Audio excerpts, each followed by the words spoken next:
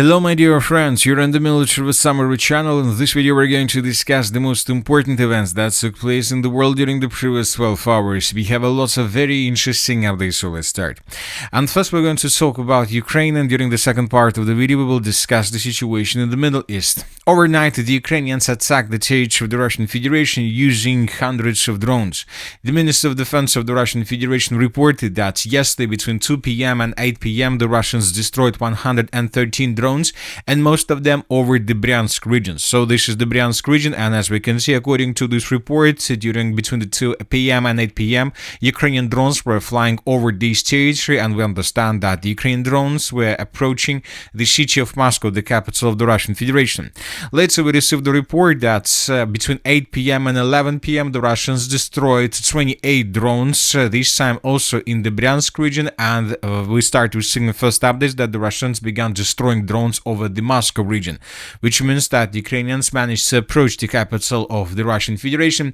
And this morning the Russians stated that overnight they destroyed 145 drones, and 53 of them were destroyed in the area of the city of Moscow. So the Ukrainians were trying to overload the Russian air defense forces, most likely with the purpose to prepare roads before the beginning of major attack with missiles, probably even, and maybe with the Flamingo missiles or something like this.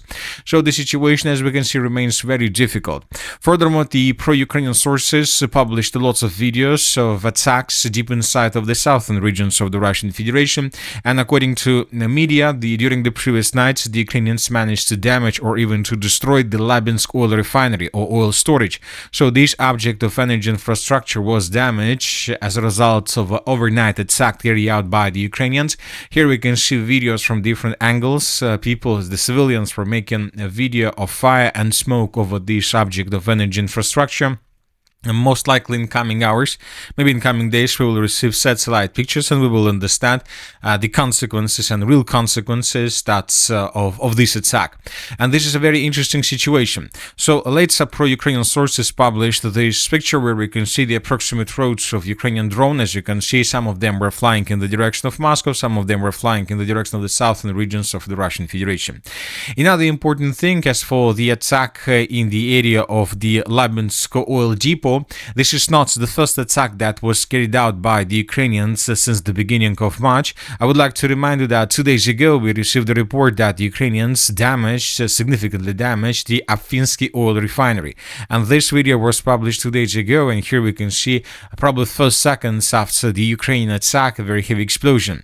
And a day before this attack, pro-Russian sources and pro-Ukrainian sources stated about attack in the area of Hrodivka oil storage or oil refinery. So here we can see a fresh satellite pictures where we can see that several reservoirs, at least 2 reservoirs, as we can see, were completely damaged, were completely destroyed or damaged significantly. And this video was published during right after several hours after the attack from the Ukrainian side happened. So summarizing everything, starting from the 13th of March of 2026, the Ukrainians at least damaged and destroyed 3 oil refineries depots in the southern regions of the Russian Federation.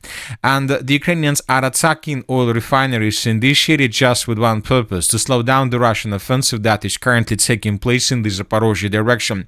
The Russians, as we discussed during the previous videos, launched a major offensive operation in the direction of the city of Orekho with the purpose to establish complete control over the city, and this operation will open the Russians the way further in the northwestern direction towards the city of Zaporizhzhia itself. And by the way, the commander-in-chief of the armed forces of Ukraine, Alexander Syrsky, stated that the Russian Federation views the Zaporizhzhia direction as the main one. A large concentration of Russian forces and resources is being observed there. As for the previous days, we have recorded significant changes on the ground in this area. Let's discuss them once again. For example, this is the situation by the end of the 30th of March of 2026, and this is probably the moment when the Russian offensive operation began, when the major Orechov offensive operation began. And as you can see, the beginning of the major offensive Zaporizhzhia offensive operation started almost at the same time with attacks on oil refineries in the southern regions of Russia. So, and this is the way how the map has been adjusted since the beginning of the 13th of March of 2026. As you can see, the Russians during these days managed to improve their position significantly. The Russians have almost encircled the villages of Vozdvizhivka and Verkhnya Tertsov from the north and from the south, and the Russians approached the city of Gulyai-Polska, and currently the distance between edge positions of the armed forces of the Russian Federation and the village itself is already around 1 kilometer and 500 meters, which is already nothing. So the Russians are trying to break through these defenses, and the Russians understand that if the Russians, as a result of the first stage of this offensive operation, are able to take under complete control everything along this red line, so this means that the Orechov Zaporizhzhia defenses collapsed without any chances to repel upcoming attack from the northeast. Now let's move further and let's discuss the situation in the Dobropolye direction. This is the second front line where the Russians are trying to break through the situation, break through the Ukrainian defenses. During the previous night, additional changes on the ground were recorded. So this is the end of the 15th of March and this is the beginning of the 16th of March. The Russians were recorded in the western part of the settlement of Grishna. In this video, we can see how Ukrainians were attacking edge positions of the armed force of the Russian Federation in this area. And based on this video, we have colored this part of the settlement. We see that there is just one block remains under complete control of the armed forces of Ukraine. We're talking about the most northwestern one, but due to the current configuration, to the current situation and the dynamic of the situation, we believe that in coming days or maybe even hours, the Minister of Defense of the Russian Federation will confirm complete control over the territory. Furthermore, the Russians improved their positions in the pocket between the villages of Hrodivka and Grishna. These are the changes on the ground according to different sources, and this information was provided by pro-Russian sources. According to this update, the Russians have almost encircled positions of the armed forces of Ukraine on the territory of this landfill, of this Terikon. So according to different pro-Russian sources, this object is still under complete control of the armed forces of Ukraine. So it seems that in coming days, the battle for this part of the Dobropolye direction will be finished and the Russians will be able to move further inside of the Dnipropetrovsk region. Another important area is the Constantinivka direction. During the previous 12 hours, additional changes on the ground were recorded in this area. If you remember 2 days ago, also somewhere around the 13th and the 14th of March of 2026, the Russians began bombing the western parts of the city of Constantinivka using artillery, multiple launch rocket systems. It was something like an artillery preparation. And right after this artillery preparation, the Russians began advancing, and during the previous 48 hours, the Russians improved their position significantly to the west of the city of Constantinivka. Basically, the Russians have physically cut the road of 520 between the settlements of Dovga Balka and the city of Constantinivka itself. So now, according to this update, we understand that Russians will of course try to continue offensive operation in the southern and the southwestern parts of the city of Constantinivka. This is a very important foothold for Russians before moving further and deeper. And now we understand that Russians have created the situation when they can attack the city, the settlement of Dovga Balka from the south and from the east. We believe that first the Russians will try to take this settlement under control because this will allow the Russians to improve their logistic. The Russians will be able to use the logistic through the villages of Stepanovka, Dovga Balka to support their contingent in the southern and the southwestern parts of the city of Constantinivka and the Constantinivka agglomeration. And of course, this logistic improvement will allow the Russians to improve their offensive positions. As for the territory of Ukraine, we have probably discussed almost everything. Probably another important piece of news is that this morning the Russians struck back Ukraine with a significant number of drones and missiles.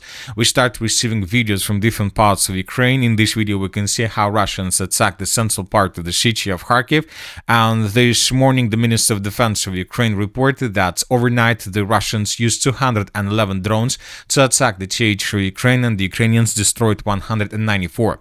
And this is a very interesting article and very interesting update, because usually the Russians attack the territory of Ukraine with approximately 100 drones a day. So we are talking about usual attacks, and around 500 drones when they carry out a massive attack. But now we see that the Russians increased they use 2 times more for a regular attack, which means that in coming days the Russians may use 600 or even 700 air vehicles to attack Ukraine during the massive and massive attack that most likely is going to take place within the next 7-8 days. Now let's discuss the situation in the Middle East, and to start this discussion, first of all, we need to talk about oil prices, because the Monday has started, and as I told you, this is something like a Black Monday. And when just during the night, overnight, we start receiving reports about first deals. We're talking about not about oil itself, but we're talking about contracts for differences. And since the market were closed on Friday of the 13th of March of 2026, the oil prices have increased for $2.14, and this morning first markets began opening, and when the markets opened, we start receiving updates that oil prices began rushing up, and somewhere at 2 a.m. 30 minutes, the oil prices were on the level of $100.12 for WTI. Brent was on the level of $106. So if we compare these prices with the prices that we had on Friday, the prices grow for around $2 or so. So we see that the situation continue escalating. We see that the situation in the Middle East is not going to stabilize, and furthermore, we start receiving more and more updates, and we continue receiving more and more updates that the parties of the conflict continue suffering more and more problems and losses. First of all, we're talking about energy assets of the energy infrastructure, and of course military assets. Let's discuss first of all about the firepower. According to information we have, the United States of America has some troubles with their fleet in the area of the Middle East. First of all, their aircraft carrier.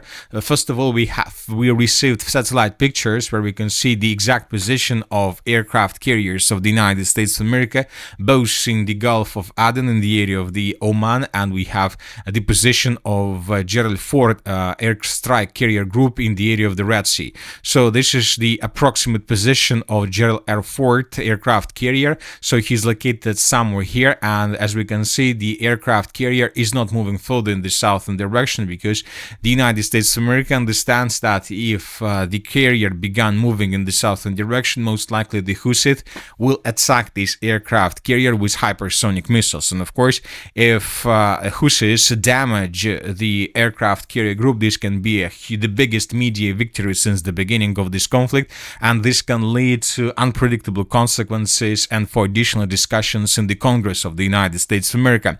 So that is why the aircraft carrier group, Gerald R. Ford, is not moving further. It seems that he's waiting for additional reinforcements or for additional decision from the Washington. The second aircraft carrier group of the United States of America, Abraham Lincoln, is located in the area of the city by the name of Salah in the southern parts of Oman. So some sources are saying that this aircraft carrier group is also hiding from the Iranian missiles, but from the other side, we believe that this aircraft carrier group is located around the city of Salah, because during the previous days, the Iranians were attacking this city significantly, and we remember that one of the most important oil refineries in this area and oil storage was almost completely destroyed as a result of several drone attacks.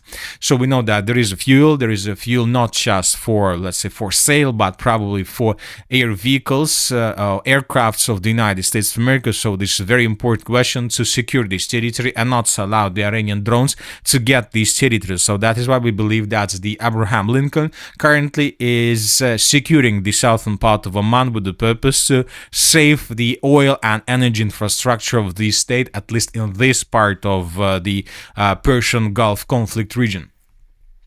As for the Persian Gulf itself, we continue receiving updates about attacks from the Iranian side, and these days the United Arab Emirates were attacked significantly by the Iranians.